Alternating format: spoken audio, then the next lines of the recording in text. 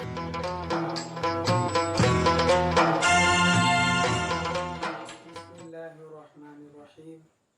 Alhamdulillah. Wassalatu wassalamu ala rasulillah Muhammad ibn Abdullah ma'ba'd.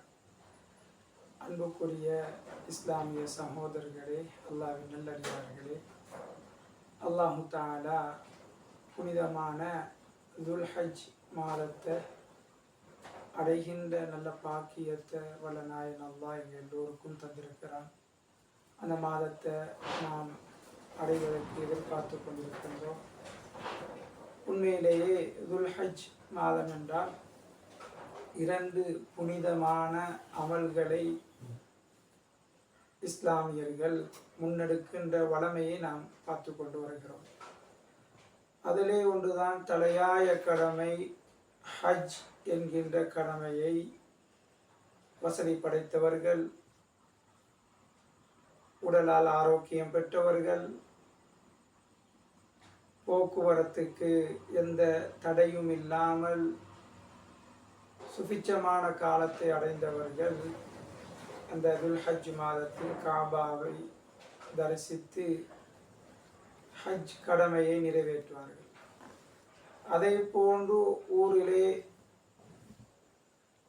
இயலாதவர்கள், ஹஜ் செய்வதற்கு முடியாதவர்கள் குர்பானி உலுஹியா என்ற கடமையை நிறைவேற்றுவார்கள்.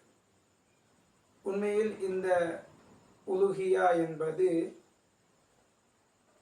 மனிதன் நினைக்க முடியாத அளவுக்கு நாளை மறுமையில் நன்மையை வாரி வழங்கக்கூடிய ஒரு அற்புதமான அமலாகும்.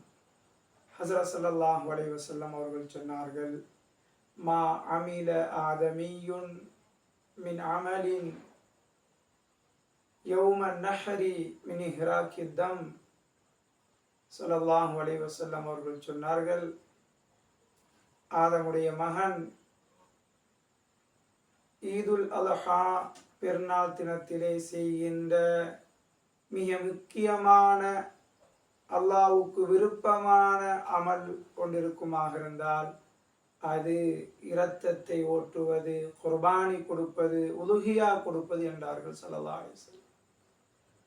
இந்த உலுஹியா கொடுப்பது மிகப்பெரிய ஒரு பாக்கியமாக அல்லாஹு தஆலா விரும்புகின்ற ஒரு கடமையாக, சுன்னாவாக இருப்பதை நாம் அறிந்திருக்கிறோம்.